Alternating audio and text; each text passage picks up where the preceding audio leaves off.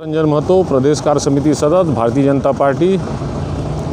और मैं भारतीय जनता पार्टी का एक कार्यकर्ता हूं। आज हम लोग धरने में हमारे जो राष्ट्रीय नेतृत्व जेपी नड्डा जी, संबित पात्रा जी और हमारे राष्ट्रीय उपाध्यक्ष डॉक्टर रमन सिंह जी, इनके ऊपर टूल किट के खुलासे के कारण जो एफआईआर दर्ज हुआ है, उसके लिए हम लोग बैठे हैं कि हम कांग्रेस पार्टी की जो दमनकारी नीति है और अभिव्यक्ति की आज़ादी को छीनने का जो ये कार्य कर रहे हैं और लोकतंत्र की हत्या कर रहे हैं, इसके विरोध में हम लोग बैठे हैं कि डॉक्टर रमन सिंह जी आपके साथ, भारतीय जनता पार्टी प्रदेश के लाखों कार्यकर्ता आपके साथ हैं। हम सब गिरफ्तारी देंगे।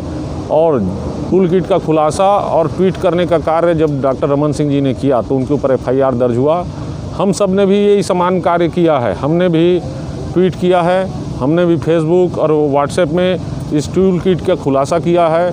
टूल किट होता क्या है, ये मैं आपको एक सरल शब्दों में बताना चाहूँगा। टूल किट किसी भी आयोजन और आंदोलन का एक रणनीति बनाई जाती है, उसका गुप्त दस्तावेज होता है। और हम लोग सरल शब्दों में जो कांग्रेस ये टूल किट बनाया है, इसे हम देशद्रोही दस्तावेज भी कह सकते हैं। इस देशद्रोही दस्तावेज में है क्या, इन्होंने एक ऐसा दस्तावेज बनाया और अपने कार्यकर्ताओं को ये निर्देश दिया कि इस दस्तावेज को सोशल मीडिया के माध्यम से, टूल किट सोशल मीडिया का एक प्रचलित शब्द है। सोशल मीडिया आज एक बहुत ताकतवर चीज़ होता है किसी भी कार्य को सफल करने के लिए। इस माध्यम को इन्होंने अपनाया और पूरे देश में अपने कार्यकर्ताओं को निर्देश दिया कि इस टूल किट के माध्यम से नरेंद्र मोदी जी की छवि को कैसे ख़राब करें और विश्व के पटल में हमारे भारत देश की छवि को कैसे ख़राब करें। आज के कोरोना काल में इन्होंने, कांग्रेस पार्टी ने इसे अवसर बताया कि कैसे हम इस अवसर का लाभ उठाकर नरेंद्र मोदी जी का और भारत की छवि को हम कैसे धूमिल कर सकते हैं। इन्होंने इस टूल किट का इस्तेमाल पूर्व में भी किसान आंदोलन और शाहीन बाग आंदोलन आप लोग जानते हैं, उस समय भी इन्होंने इस टूल किट का इस्तेमाल किया था। इन्होंने इस टूल किट के माध्यम से अपने कार्यकर्ताओं को निर्देश दिया कि जा कर के ये आम जनता के बीच में ये फैलाएं कि ये जो इस नया स्ट्रेंड आया है, ये इंडियन स्ट्रेंड है, जो ये म्यूटेंट आया है, ये इंडियन स्ट्रेंड है, ये जो वायरस आया है, ये मोदी वायरस है। इन्होंने अभी जलती हुए स्वयों का फ़ोटो लेकर के बड़े नाटकीय अंदाज में इसे विदेशी मीडिया के माध्यम से और विदेशी मीडिया में भी भेजा। इन्होंने कुंभ, जो हमारे 100 करोड़ जनता का आज भावना का विषय है, इसे भी इन्होंने सुपर स्प्रेडर बताया। अभी हमारे डॉक्टर आलोक सिंह जी बता रहे थे, सेंट्रल विस्टा जो कि संसद भवन है, इसे मोदी महल के नाम से इन्होंने प्रचारित करने का कार्य अपने कार्यकर्ताओं को निर्देश दिया। आज इस टूल किट के माध्यम से इन्होंने अपने कार्यकर्ताओं को निर्देश दिया कि कांग्रेस के लोग ज़्यादा से ज़्यादा जा कर के दवाई, इलाज इसमें कब्जा जमा लें, अस्पताल में कब्जा जमा लें और इसके माध्यम से ये आम जनता के बीच में जाएं कि ये इलाज और दवाई हम लोग करा रहे हैं, हम लोग ये दवाई और इलाज आप लोग को उपलब्ध करा रहे हैं। और इसका हम लोग तत्काल में, समझ लीजिए अभी के समय में कोरबा में भी इसका अनुभव किया है कि वैक्सीनेशन कैसे ख़त्म हुए। वैक्सीनेशन को हमने ऑनलाइन आवेदन लगाया और हमको टोकन प्राप्त नहीं हुआ और कांग्रेस के कुछ मंत्री और कुछ वरिष्ठ कार्यकर्ताओं को बहुत आसानी से मिल रहा है, उनके रिश्तेदारों को और बाकी लोगों को।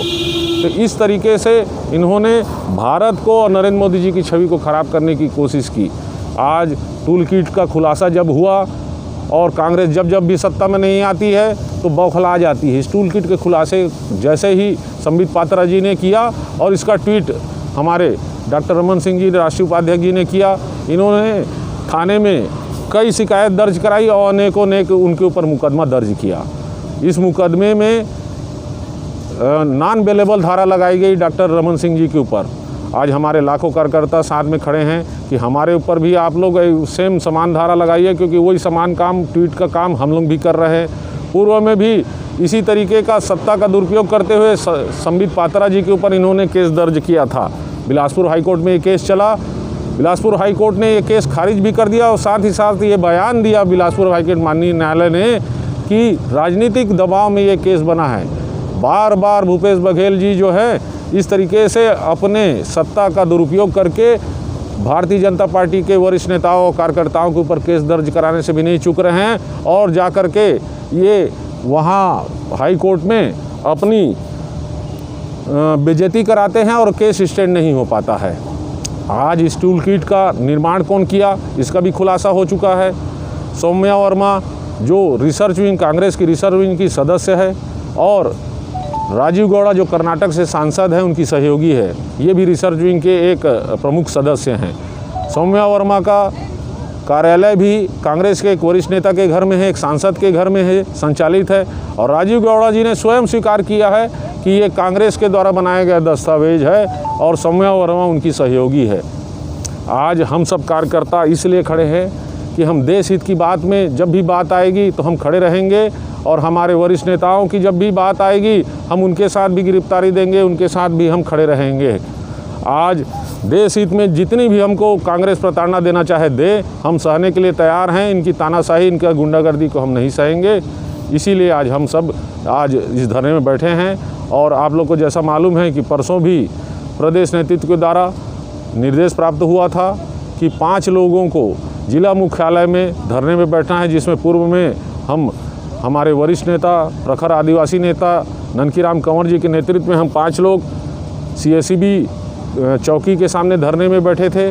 और साथ में हमारे साथ उपस्थित हुए थे रजनीश सिंह जी जो बेलतरा से विधायक हैं, लखनलाल देवांगन जी जो हमारे प्रदेश के उपाध्यक्ष हैं, डॉक्टर राजीव सिंह जी जो हमारे ज़िले के यशस्वी जिलाध्यक्ष हैं, और मैं विकास रंजन महतो, मैं भी उपस्थित था। इसी तारतम्य में आज के समय में पूरे प्रदेश में, आज के दिनांक में पूरे प्रदेश में सभी थाना और चौकियों में 5-5 हमारे प्रमुख कार्यकर्ता धरने पर बैठे हैं। चूँकि कोरोना काल चल रहा है, इस कारण हमारी कुछ इसमें सीमाएं हैं, इसलिए 5-5 कार्यकर्ताओं को सोशल डिस्टेंसिंग का और कोरोना प्रोटोकॉल का पालन करते हुए धरने में बैठने का ऐसा बात आया है। और आज हमारे कोरबा ज़िले में समस्त